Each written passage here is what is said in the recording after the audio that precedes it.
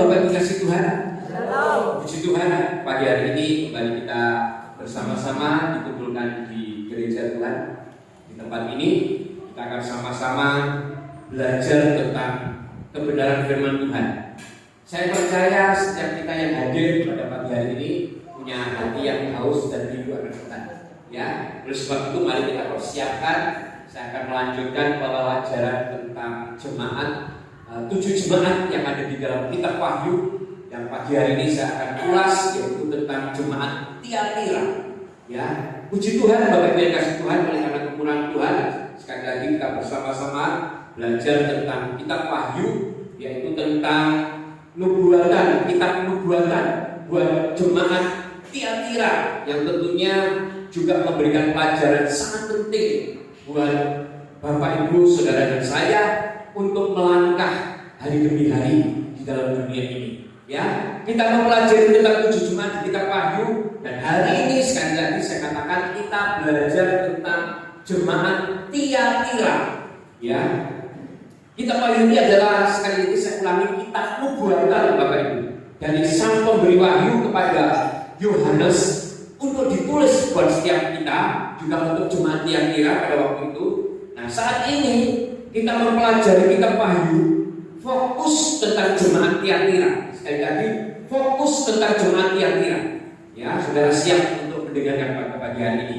Nah, saudara, menjadi satu hal yang sangat menarik ketika kita belajar tentang jemaat Tiatira. Kenapa, saudara? Ya, kenapa? Seperti nubuatan kepada jemaat-jemaat yang lain, yaitu ke masing-masing di 7 jemaat yang ada di dalam kitab Wahyu.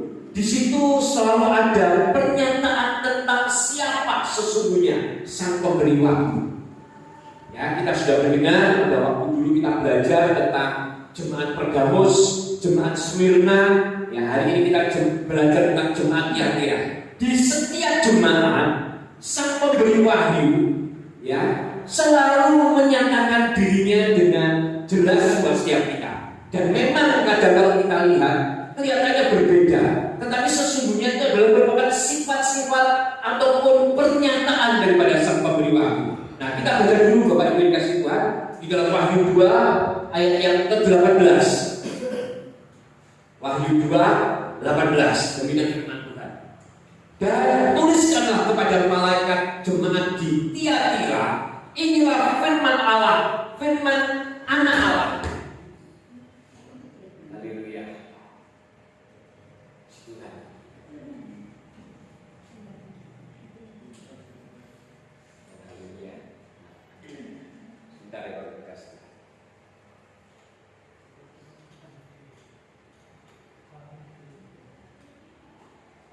Puji Tuhan.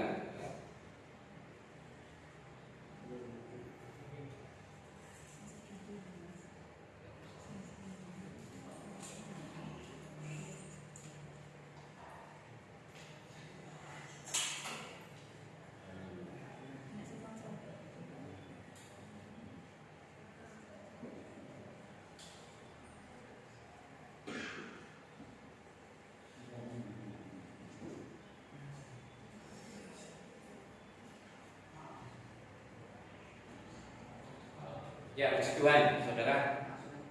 Puji Tuhan ya. Kita sekali lagi memang di dalam setiap tulisan yang ditujukan kepada jemaat di dalam kitab Wahyu ini, sepertinya setiap jemaat ditulis tentang siapa si pemberi wahyu itu berbeda, ya. Dan ini sebetulnya juga menyatakan bahwa sesungguhnya sang pemberi wahyu itu mempunyai segalanya. Ya, sang pemberi wahyu itu mempunyai segalanya. Dia adalah Anak Allah. Nah, yang ditulis di jemaat Tiatira, Anak Allah yaitu sang pemberi wahyu, menyatakan dirinya bahwa dia punya kekuatan yang maha tahu dan maha kuat. Kita sudah baca tadi di dalam kitab Wahyu tadi, dikatakan bahwa matanya bagaikan nyala api dan kakinya bagaikan tembaga. Dia adalah Anak Allah, ya, yang maha tahu dan maha kuat. Kali ini sang pemberi wahyu menyatakan kepada Yohanes bahwa dia sebagai anak Allah yang matanya bagaikan nyala api dan kakinya bagaikan tembaga. Ya kan? Ditulis di situ di dalam kitab Wahyu. Ya, pernyataan mata bagaikan nyala api ini sebetulnya menyatakan bahwa Sang Pemberi Wahyu mengenal kepada setiap hati kita. Dia begitu dahsyat, saudara. Dia mengerti sampai sedalam apapun di dalam kehidupan kita. Makanya dikatakan matanya bagaikan nyala api. Ya, maha mengetahui, maha tahu. Ya, terus apa lagi, saudara? Maha mengerti, maha tahu, dan maha segala-galanya. Nah, saudara, pernyataan kaki bagaikan tembaga ini juga menyatakan bagaimana kuatnya kekuatan daripada Sang Pemberi Wahyu. Ya kan? Dikatakan bahwa dia punya kaki itu seperti tembaga. Ya, yang melambangkan satu kekuatan yang sempurna, yang tidak tergoyahkan. Ya, satu kekuatan yang sempurna yang tidak tergoyahkan, yang digambarkan sebagai kekuatan kaki seperti kaki tembaga. Ya, puji nama Tuhan. Ya, Bapak Ibu yang kasih Tuhan. Maha perkasa, maha kuasa. Amin, Bapak Ibu kasih Tuhan. Ya. Nah, pernyataan kedahsyatan yang sempurna dari Sang Pemberi Wahyu yang dikatakan maha tahu dan maha kuat, mata bagaikan nyala api, kaki bagaikan tembaga, ini menyatakan bahwa Allah atau anak Allah Sang Pemberi Wahyu mempunyai segalanya. Nah, Bapak Ibu yang dikasih Tuhan, sekarang kita langsung kembali kepada jemaat Tiatira. Ya, kita lihat di dalam Wahyu 2 ayat yang 19. Yuk kita baca, saudara, kita tetap konsentrasi biar bagian ini yang coba mencari apa yang sedang terjadi, ya. Kita lihat di dalam Wahyu 2 ayat yang 19 dikatakan bahwa aku tahu segala pekerjaanmu, baik kasihmu maupun imanmu, baik pelayananmu maupun ketekunanmu. Aku tahu bahwa pekerjaanmu yang terakhir lebih banyak daripada yang pertama. Puji nama Tuhan, saudara. Kalau kita baca firman Tuhan ini ada peningkatan, ya saudara, ada peningkatan aktivitas rohani daripada jemaat Tiatira. Ya, ada peningkatan daripada kedewasaan rohani daripada jemaat Tiatira. Ya kan? Dikatakan bahwa aku tahu segala pekerjaanmu, kasihmu maupun imanmu, baik pelayananmu maupun ketekunanmu. Ya. Bahkan dikatakan, aku tahu bahwa pekerjaanmu yang terakhir lebih banyak daripada yang pertama. Pekerjaan yang terakhir lebih banyak daripada yang pertama. Saudara yang kasih Tuhan, ada peningkatan aktivitas kerohanian dari jemaat Tiatira. Ada satu peningkatan kerohanian, ya, pelayanan mereka, iman mereka, ketekunan mereka yang terus bertumbuh. Jemaat Tiatira ini mempunyai pertumbuhan yang luar biasa dalam kerohaniannya, ya, pelayanan mereka, iman mereka. Jemaat Tiatira benar-benar kelihatan hidup, ya, di dalam ayat ini kelihatan hidup. Mereka mengalami yang namanya pertumbuhan rohani yang sangat baik. Saya katakan, saudara, di dalam ayat ini dijelaskan mengalami pertumbuhan rohani yang sangat baik, bahkan lebih baik daripada sebelumnya, sangat bertumbuh. Bahkan saya katakan selalu ada progres. Kerohanian terus naik, saudara, dikatakan jemaat Tiatira ini. Ya, hebat, saya katakan ini sangat hebat, mengalami pertumbuhan kerohanian. Tetapi kita mau lihat, saudara, kita mau lihat di dalam Wahyu 2 ayat 20, ya, ada sesuatu yang Tuhan katakan di sini di dalam Wahyu 2 ayat 20. Tetapi aku mencela engkau karena engkau membiarkan wanita Isabel yang menyebut dirinya nabiah mengajar dan menyesatkan hamba-hambaku supaya berbuat zina dan makan persembahan-persembahan berhala. Nah, saudara, ada satu kesalahan yang sangat dicela oleh Tuhan, ya, di mana jemaat Tiatira ternyata membiarkan yang namanya Isabel ini, wanita Isabel,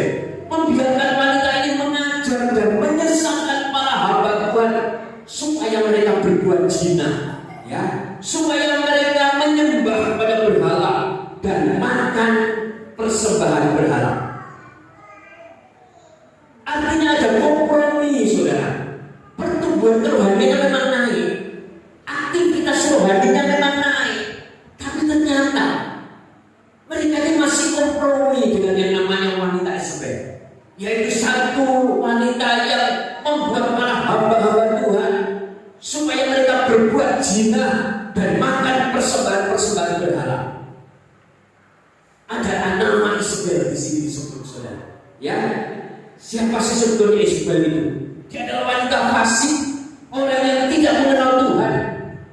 Kalau dia mengenal tetapi tidak melakukan, itu kadang-kadang kita katakan itu orang fasik. Mengenal Tuhan, tahu tetapi tidak melakukan, itu juga bisa dikatakan sebagai orang fasik. Nah, sekali lagi saya mau katakan siapa Isabel itu? Di dalam kitab Perjanjian Lama ada seorang raja yang bernama Ahab. Saudara tahu ya namanya. Nah, Ahab ini adalah seorang raja Israel yang sangat jahat. Bahkan di dalam firman dikatakan lebih jahat daripada pendahulunya. Ini sangat jahat. Nah, dan Ahab punya istri yang namanya Isabel. Nah, saudara, kita lihat sekarang di dalam firman Tuhan di dalam 1 Raja-Raja 16 ayat yang ke-30 dan 31. Nah, ini saya mau bongkar siapa yang dimaksud dengan Isabel. 1 Raja-Raja 16 ayat 30 sampai 31. Ahab bin Omri melakukan apa yang jahat di mata Tuhan lebih daripada semua orang yang mendahulunya. Jadi dulu bapaknya, kakeknya itu jahatnya tidak bisa mengalahkan yang namanya Ahab ini. Ya saudara ya, ayat 31 juga dikatakan seakan-akan belum cukup ia hidup dalam dosa-dosa Yerobeam bin Nebat, maka ia mengambil pula Isabel, anak Etbaal, raja orang Sidon, menjadi istrinya, sehingga ia pergi beribadah kepada Baal dan sujud menyembah kepadanya. Nah, saudara bisa tahu sekarang siapa Isabel. Jadi seorang wanita yang dikatakan bernama Isabel adalah seorang penyembah berhala, punya praktek sihir dan kejahatan yang nyata. Ya, seorang wanita yang dominan juga, yang sangat pandai merayu. Ini Isabel, saudara. Pandai merayu tapi dengan tujuannya tidak baik. Ini wanita Isabel. Dia sangat pandai merayu, bahkan suaminya yaitu Raja Ahab dia rayu supaya lebih jahat lagi sampai akhirnya menyembah kepada berhala. Ya, seorang yang luar biasa pandai merayu, mendapatkan semuanya dengan rayuannya. Ya, wanita perayu, saya katakan Isabel. Nah, saudara ingat juga Elia. Ya, seorang nabi Tuhan yang dahsyat, yang sangat luar biasa. Ya, dia bahkan dikatakan seorang diri mengalahkan banyak nabi Baal. Tapi saudara tahu, Isabel juga membuat seorang nabi yang namanya Elia ini menjadi nabi yang lari ketakutan. Nah, saudara bisa bayangkan bagaimana dahsyat Isabel. Seorang sekaliber Elia dibuat lari gemetar sampai sembunyi, saudara. Saudara tahu ceritanya. Isabel inilah yang mengancam Elia.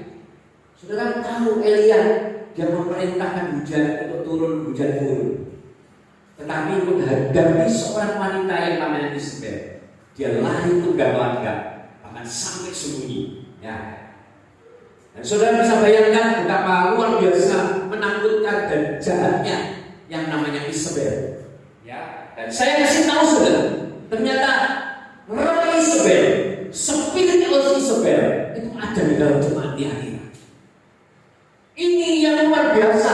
Ada satu semangat atau spirit yang sangat jahat, yaitu roh Isabel, ada pada jemaat di akhirat.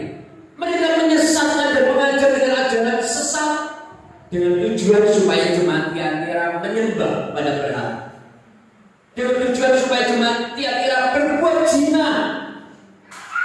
Dan ternyata spirit Isabel ini sangat mempengaruhi jemaat Tiatira dan Tuhan sangat mencela, ya kan? Di dalam ayat tadi. Nah, saudara, Tuhan sangat mencela. Nah, kita lihat sekarang, saudara. Tetapi sesungguhnya saya katakan ini sangat luar biasa Tuhan kita dengan kasih-Nya, ya. Tuhan memberikan waktu kepada jemaat Tiatira, memberikan kesempatan kepada jemaat Tiatira, ya, supaya apa? Supaya jemaat Tiatira bertobat, supaya jemaat Tiatira benar-benar meninggalkan kebiasaan yang tidak baik. Ya, pertobatan ini sangat ditekankan oleh Tuhan. Pertobatan ini sangat ditekankan oleh Tuhan kita. Karena kasih-Nya, ya, karena kepeduliannya Tuhan ingin supaya setiap orang yang berdosa untuk bertobat. Demikian juga kepada jemaat Tiatira, saudara. Saudara bisa bayangkan tadi begitu dahsyatnya spirit Isabel ada di dalam jemaat Tiatira. Roh penyembahan berhala, bahkan perbuatan zina itu sudah ada di mana-mana. Mereka kerohaniannya naik memang. Mereka mengerti. Mereka semuanya punya kasih, tetapi ternyata masih melakukan apa yang tidak disukai oleh Tuhan. Dan itu spirit Isabel, itu roh Isabel ada di dalam jemaat Tiatira. Dan Tuhan ternyata masih memberikan kesempatan kepada jemaat Tiatira. Karena kasih-Nya inilah, karena kepeduliannya, kepedulian dari Tuhan inilah yang memberikan waktu kepada jemaat Tiatira untuk bertobat. Demikian juga dengan saat ini, saudara, di dalam hidup kita. Ya, saya mau katakan, ingat saudara, sedalam apapun saudara terjerumus dalam dosa, Tuhan masih memberi kesempatan. Bahkan saudara mengatakan, aku punya kesalahan atau dosa masa lalu yang luar biasa, seperti gunung menumpuk, bahkan sangat jahat, sangat tidak disukai oleh Tuhan. Saya mau katakan, Tuhan masih beri kesempatan, karena Tuhan kita ini mengasihi kita. Dia memberikan kesempatan kepada saudara dan saya. Demikian juga Tuhan memberikan kesempatan kepada jemaat Tiatira. Untuk apa, saudara? Untuk bertobat. Saudara bisa bayangkan, ternyata kalau dalam ayat ini kalau kita baca, ternyata pertumbuhan rohani yang meningkat itu ternyata belum tentu, ya, belum tentu menyenangkan hati Tuhan. Kalau ternyata memang mereka masih punya spirit Isabel, kelihatannya sangat meningkat. Ada berapa ibadah dia ikut, ada berapa kegiatan sosial dia ikut, bahkan kelihatannya bisa menasihati orang lain dengan nasihat-nasihat yang baik. Kelihatan pertumbuhan rohaninya ini ada, saudara. Tapi ternyata masih punya spirit Isabel, masih punya roh Isabel, yang artinya masih melakukan perbuatan zina, masih menyembah kepada berhala, masih melakukan penyembahan kepada berhala. Ini hati-hati, saudara. Ya, penyembahan berhala saat ini mungkin tidak seperti saudara bayangkan. Kalau ada sesuatu harus disembah-sembah, bukan. Kadang penyembahan berhala itu banyak di dalam hal kehidupan kita, saudara. Mungkin kita punya kekayaan, itu juga kita bisa sembah-sembah. Hati-hati, itu juga penyembahan berhala. Sebab apa? Sebab ketika kita menyembah kekayaan kita, saya yakin Tuhan pasti nomor 2. Atau mungkin karena kekuatan kita. Ini juga hati-hati, saudara. Ketika kita masih punya spirit atau punya roh, di mana kita tetap mengutamakan kekuatan kita kepada Tuhan, sesungguhnya kita masih menyembah kepada berhala. Dan ini dicela oleh Tuhan.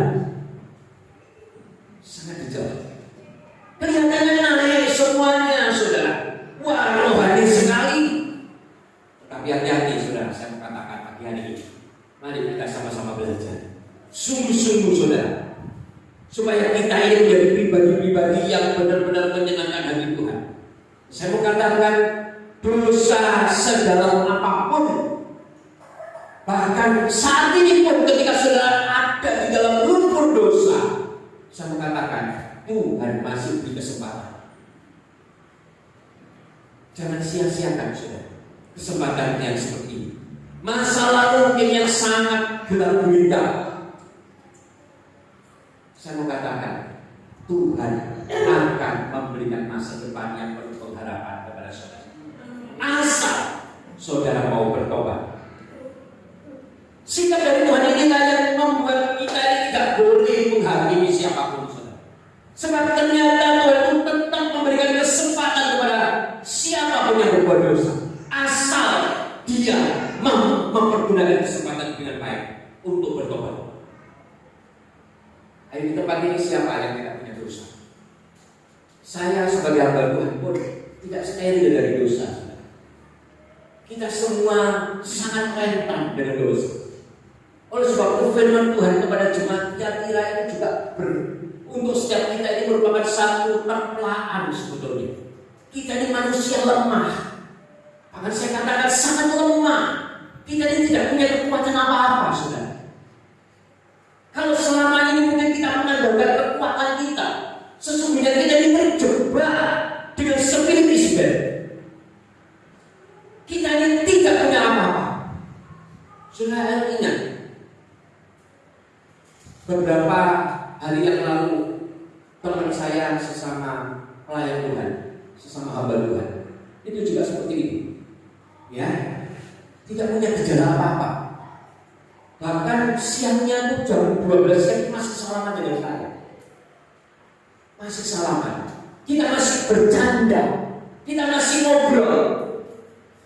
Tapi ternyata besoknya pagi-pagi masih sempat memberikan makan untuk cucunya. Masih sempat memberikan makanan untuk anak-anaknya. Bahkan masih sempat menyuapi cucunya. Tapi setelah itu beberapa menit kemudian dipanggil Tuhan. Ayo saudara, mau kita tetap mengandalkan kekuatan kita.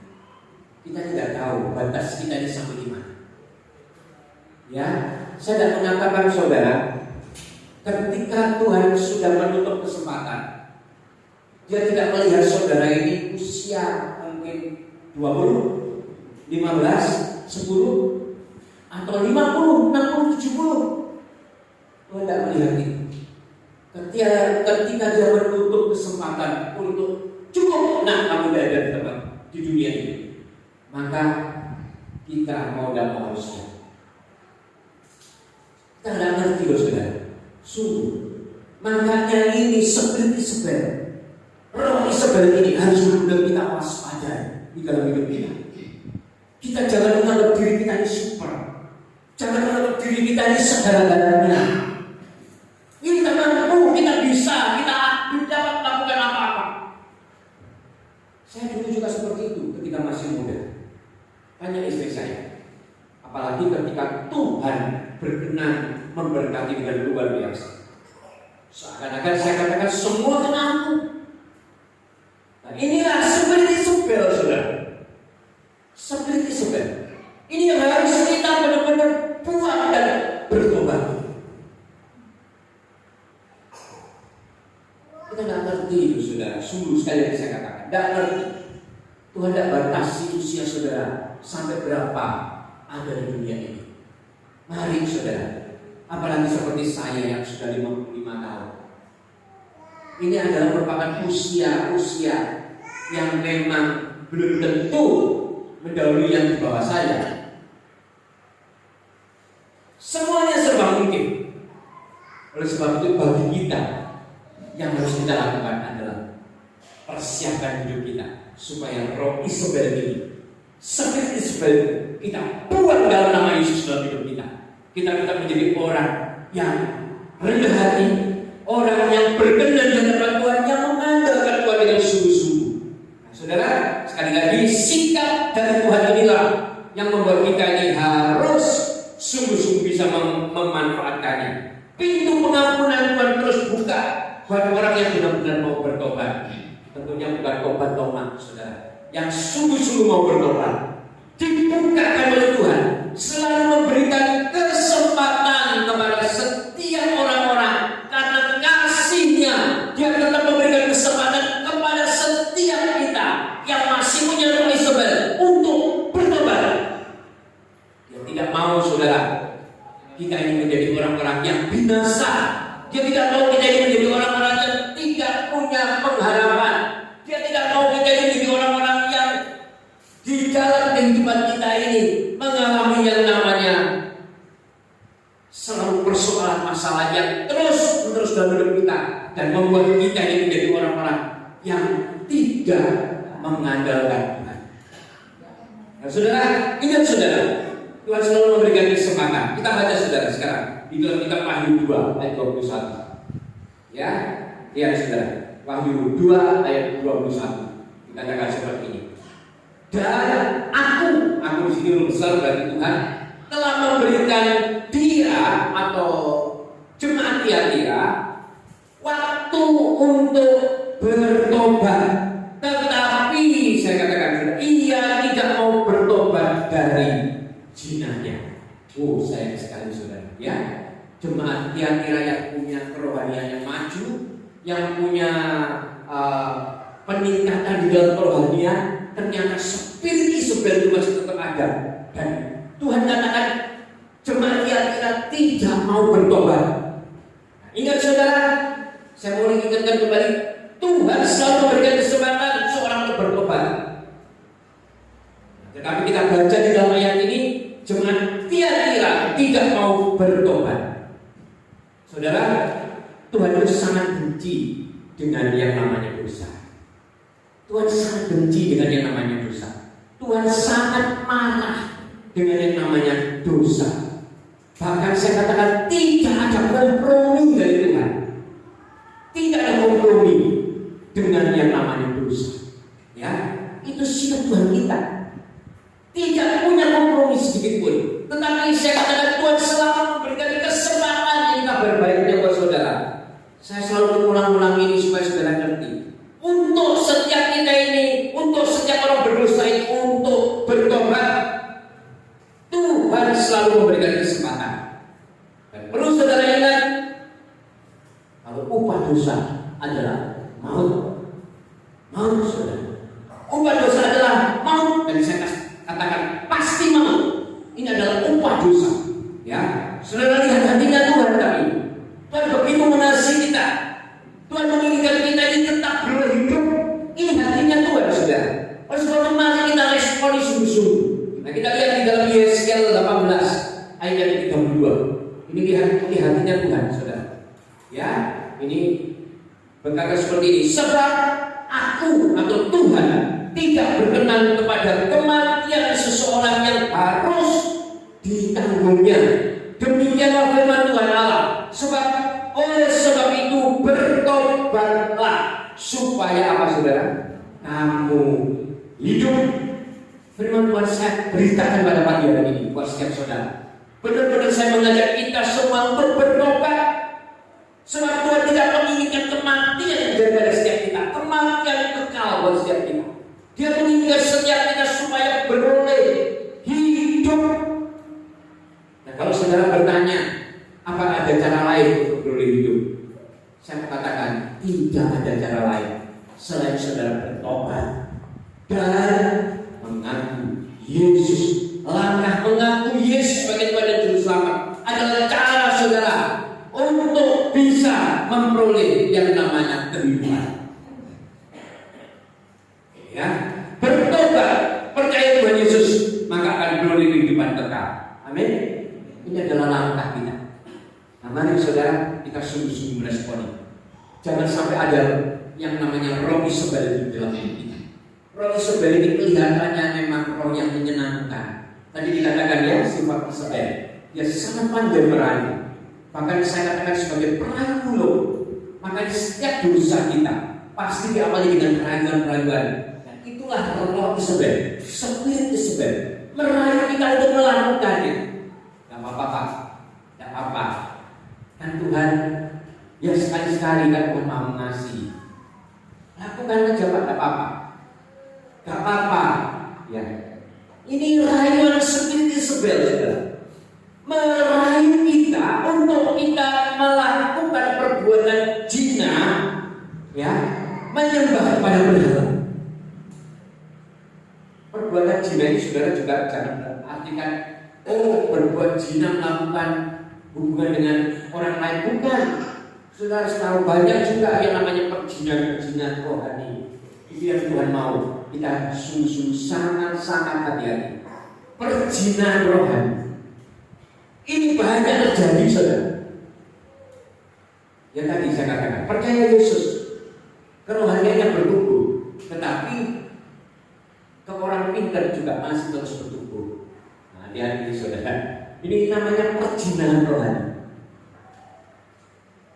Ke Tuhan Yesus, percaya Tuhan Yesus, tapi masih percaya dengan jambi-jambi atau mungkin apa itu saudara. Ini perjinan rohani, ini Spirit Isabel, ini roh Isabel, dan Tuhan katakan tidak berkenan.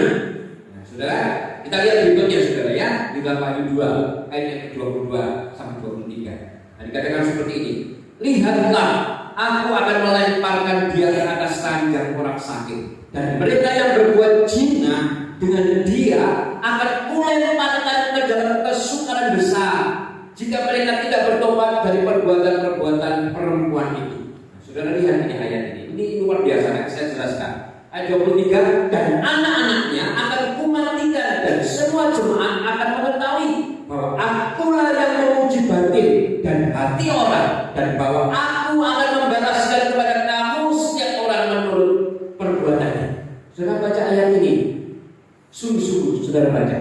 Ternyata ada hukuman, ada penghukuman yang pasti dijatuhkan oleh Tuhan kepada yang tidak mau bertobat.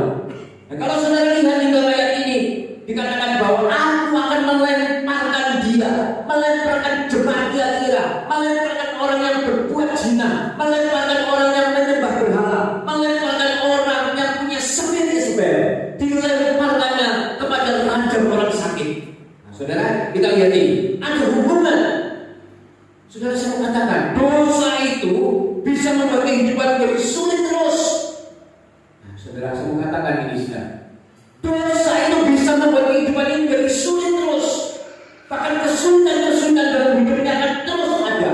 Itu karena dosa. Bisa juga karena dosa, saudara. Bisa karena kesalahan kita, bisa karena dosa kita. Itu membuat kita menjadi sulit terus dalam hidup ini. Bahkan kalau dilihat dari ayat ini, dilemparkan ke ranjang orang sakit. Bahkan kesakitan yang terus terjadi. Kalau saudara hati-hati, jangan-jangan kesakitan yang terus-terusan terjadi dalam hidup itu juga bisa karena dosa. Karena dia mau bertobat, terus-terusan masih melakukan perjinan, penyembahan berhala. Kehidupannya rasanya kok ada sakit itu, sakit ini, sakit itu, sakit ini. Keluarga ada yang sakit itu, sakit ini. Hati-hati sudah, jangan-jangan karena dosa. Saya nggak mengatakan semua karena dosa, tapi jangan-jangan Anda juga itu bisa karena dosa. Kenapa? Karena ada spirit Isabel ini, saudara. Spirit Isabel ini bahkan dikatakan di ayat 23, dan anak-anaknya akan kumatikan dan semua jemaat akan mengetahui. Oh, ngeri saudara. Makanya saya sudah pernah memberitahu kepada saudara tentang berkat dan kutuk. Pernah saya sampaikan ya tentang berkat dan kutuk. Ketika spirit Isabel itu ada di dalam hidup kita, firman Tuhan ini pun juga mengatakan ternyata spirit itu yang kita ada bisa menurun ke anak cucu kita. Dikatakan di ayat ini bahwa anak-anaknya akan kumatikan, anaknya kumatikan masa depannya, kumatikan pengharapannya. Saya pernah bawakan tentang berkat dan kutuk. Saudara pasti masih ingat bagaimana Tuhan menyediakan berkat dan kutuk. Kutuk inilah diturunkan, berkat ternyata juga diturunkan. Nah, spirit Isabel ketika masih ada terus dalam hidup kita, hati-hati. Anak-anak kita akan akan juga mendapatkan warisan, saudara. Dan Tuhan katakan dia akan mematikan anak-anak saudara, mematikan masa depan, mematikan pengharapan. Hati-hati saudara. Saya nggak tahu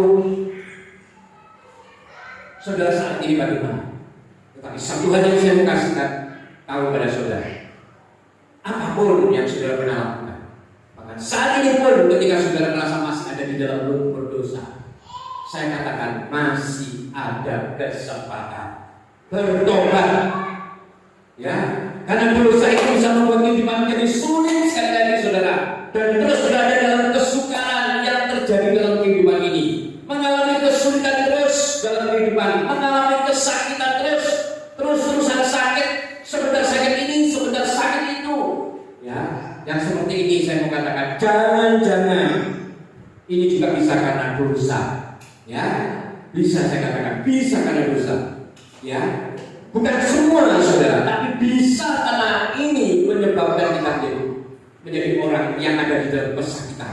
Jadi ini saudara yang saya katakan, kadang ada orang itu sudah tahu kalau berdosa, sudah tahu kalau dirinya ini sangat rentan dengan dosa, dia sangat-sangat gampang berbuat dosa, ya, sangat-sangat mudah untuk melakukan dosa, tidak mampu menahan perbuatan untuk tidak melakukan dosa, melakukan kebiasaan-kebiasaan yang tidak baik, tidak mampu.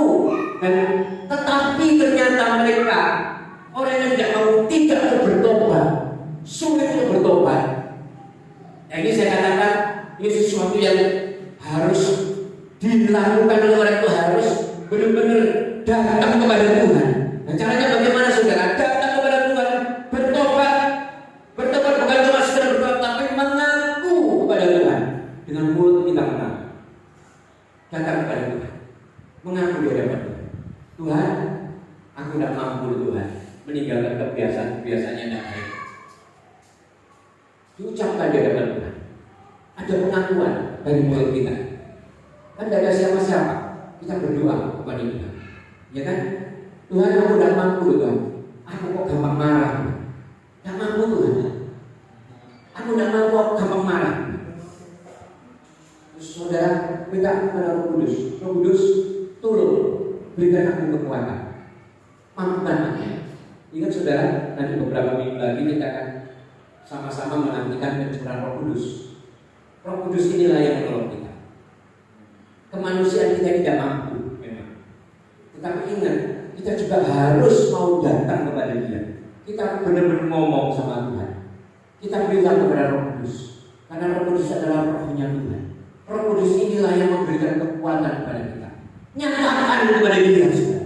Tak mampu loh aku Tuhan, tak mampu. Roh Kudus, berikan aku kekuatan supaya aku bisa terbebas dari apa? Dari marah, gampang marah. Berikan aku kekuatan. Kebiasaan-kebiasaan yang tak baik, berikan aku kekuatan. Mungkin kita suka main, atau mungkin kita suka melakukan kekerasan dengan orang. Tuhan, lembutkan hati. Roh Kudus, lembutkan, kuatkan. Bukan dalam kau penolong. Dia pasti akan memberikan kekuatan buat setiap kita. Nah, ini caranya saudara ya.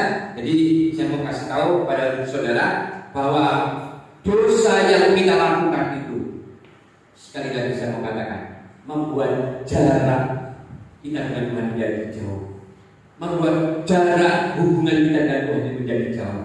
Oleh sebab itu saya mau supaya setiap kita mengerti bahwa jauh dengan Tuhan itu membuat kehidupan manusia menjadi kering dan isinya tidak ada damai sejahtera dalam hidup kita. Ketika kita jauh dari Tuhan, pasti di dalam kehidupan kita ini isinya cuma roti sebel, yang artinya kita ini cuma mau menyembah kepada diri kita sendiri. Ego kita utamakan dulu, ya kan? Gampang kita marah. Jadi akhirnya di dalam keluarga itu tidak ada damai sejahtera. Kenapa? Ya karena ini saudara, tidak sungguh-sungguh minta kepada Tuhan, jauh dari Tuhan. Orang yang jauh dari Tuhan itu pasti akan mengalami satu kegoncangan di dalam kehidupannya. kelihatannya memang nggak berasa, saudara. Tetapi takutnya ketika sudah menjadi sesuatu yang vital akan menjadi sulit untuk diperbaiki. Jadi saya mau sejak kita ini sungguh-sungguh, saudara ya. Jika saudara sungguh-sungguh minta tolong kepada Roh Kudus, pasti Roh Kudus memberikan kekuatan. Amin. Dia memberikan kekuatan kepada setiap kita, saudara. Jadi mari kita sungguh-sungguh perhatikan, jangan main-main dengan dosa. Amin. Jangan main-main dengan dosa. Jangan biarkan roh isep ada di dalam hidup kita. Sungguh saudara, saya katakan, saudara sungguh-sungguh di dalam Tuhan, menyembah kepada Tuhan. Tetapi kalau roh isep itu masih ada di dalam hidup kita, maka saudara, Tuhan mencela hidup kita. Jangan main-main, saudara. Ya, jangan main-main. Ya, kita lanjut saudara di dalam Wahyu 2 ayat 24. Nah, kita lihat sekarang. Tetapi kepada kamu, yaitu orang-orang lain di Tiatira yang tidak mengikuti ajaran itu dan yang tidak menyelidiki apa yang mereka sebut seluk-beluk iblis, kepada kamu aku berkata, aku tidak mau menanggungkan beban lain kepadamu. Memang ada pengecualian, saudara, bagi orang yang tidak mengikuti ajaran Isabel ini. Tetapi ada yang harus mereka kerjakan, ada yang harus mereka lakukan, ada usaha yang harus mereka kerjakan. Apa saudara? Kita lihat di dalam Wahyu 2 ayat 25. Ya. Dikatakan seperti ini. Tetapi apa yang ada padamu, peganglah itu sampai aku datang. Tetapi apa yang ada padamu, yaitu kesetiaanmu, tidak menyembah, tidak mengikuti seperti Isabel, itu tetap kamu pegang, itu tetap kamu pegang dalam hidupmu sampai Tuhan datang. Ya. Mereka harus tetap memegang. Yang artinya apa yang harus dipegang, saudara? Yang dipegang adalah firman Tuhan, berpegang kepada firman Tuhan dan berpegang kepada iman percaya kepada Tuhan. Ya, berpegang itu melakukan usaha untuk memegang. Di sini saya katakan itu memegang itu melakukan usaha untuk melakukan, memegang firman Tuhan. Ya, melakukan apa? Firman Tuhan. Sekali lagi saya katakan. Ya, ayat 26 dikatakan seperti ini. Dan barang siapa menang dan melakukan pekerjaanku sampai kesudahannya, kepadanya akan kukaruniakan kuasa atas bangsa-bangsa. Ada janji, ya, ada imbalan yang diberikan oleh Tuhan kepada setiap orang yang tetap berpegang kepada Tuhan, ya, kepada firman Tuhan, yaitu kuasa atas bangsa-bangsa. Ya, oleh sebab itu mari kita tetap melakukan pekerjaan Tuhan sampai menang betulnya. Kita tetap memegang dan melakukan pekerjaan Tuhan sampai menang. Ayat 27 kita baca lagi. Dan ia akan memerintah mereka dengan tongkat besi. Mereka akan diremukkan seperti tembikar tukang periuk, sama seperti yang diterima dari Bapa. Ya, saudara lihat, mereka yang menang akan memerintah. Mereka yang menang, mereka akan membuat semuanya menjadi normal seperti biasa. Dihancurkan setiap kuasa-kuasa yang jahat. Ya, dia akan melakukan satu kekuasaannya. Dan kalau kita lihat ayat 28, ya, dan kepadanya akan kukaruniakan bintang timur. Nah, ini saudara ayat yang 28. Ini yang sangat luar biasa. Ya, mendapatkan karunia bintang timur. Nah, saudara, siapa sih sesungguhnya bintang timur itu? Saya katakan, bintang timur itu adalah Tuhan Yesus sendiri. Ini yang dikatakan sebagai bintang timur. Ayo kita lihat, saudara, di dalam Matius 2 ayat 2. Yang dikatakan seperti ini. Dan bertanya-tanya, di manakah dia, atau dia itu besar berarti Tuhan, Raja orang Yahudi yang baru dilahirkan itu. Kami telah melihat bintangnya di timur dan kami datang untuk menyembah dia. Yesus adalah bintang dari timur. Amin. Inilah yang menjadikan bukti buat setiap kita. Dan kitab Wahyu ini untuk jemaat Tiatira ini adalah merupakan kitab Wahyu yang luar biasa, yang menjadi introspeksi buat hidup kita sungguh-sungguh, saudara. Supaya kita ini sungguh-sungguh menjadi orang yang tidak punya spirit Isabel di dalam hidup kita. Sekali lagi, dan diakhiri di dalam ayat 29 dikatakan seperti ini. Siapa bertelinga hendaklah ia mendengar apa yang dikatakan Roh kepada jemaat-jemaat. Saudara dan saya punya telinga, amin, pasti mendengar. Dan ketika mendengar, pasti melakukan. Oleh sebab itu saya mau setiap kita sungguh-sungguh, saudara ya, sepiring segala yang ada di dalam hidup kita buang di dalam nama Yesus. Supaya apa? Supaya kita ini sungguh-sungguh beroleh hidup. Dan hidup inilah yang membuat setiap kita ini menjadi pribadi-pribadi yang berkenan di hadapan Tuhan. Ya, jadi sekali lagi saudara, kadang dosa itu membuat keadaan bisa menjadi sulit. Tetapi saya mau katakan, ya, dosa inilah yang menjadi pokok atau pangkal dari segala sesuatu yang sulit di dalam hidup kita. Oleh sebab itu mari kita sama-sama membuang yang namanya spirit Isabel, yaitu satu spirit di mana setiap kita ini menjadi orang-orang yang selalu berzina dengan melakukan penyembahan. Kita buang di dalam nama Yesus supaya kehidupan kita ini benar-benar beroleh hidup. Amin saudara. Saudara paham pada pagi hari ini tentang pelajaran jemaat di akhirat. Saya harap saudara bisa merenungkan di dalam hidup saudara, sehingga apa yang saudara dengar pagi hari ini menjadi kekuatan buat setiap kita, bahwa memang sesungguhnya Tuhan menginginkan setiap kita ini sempurna. Dia tidak ingin kita ini melakukan perzinahan apapun di dalam hidup kita. Dia ingin setiap kita ini benar-benar menjadi pribadi yang sungguh-sungguh berkenan di hadapan Tuhan, dengan cuma berpegang kepada firman Tuhan. Yang berpegang artinya melakukan firman Tuhan. Ini yang harus kita lakukan dalam hidup kita. Amin saudara. Amin. Saya tidak mau kepanjang firman Tuhan pagi hari ini. Saya akan main musik ke depan.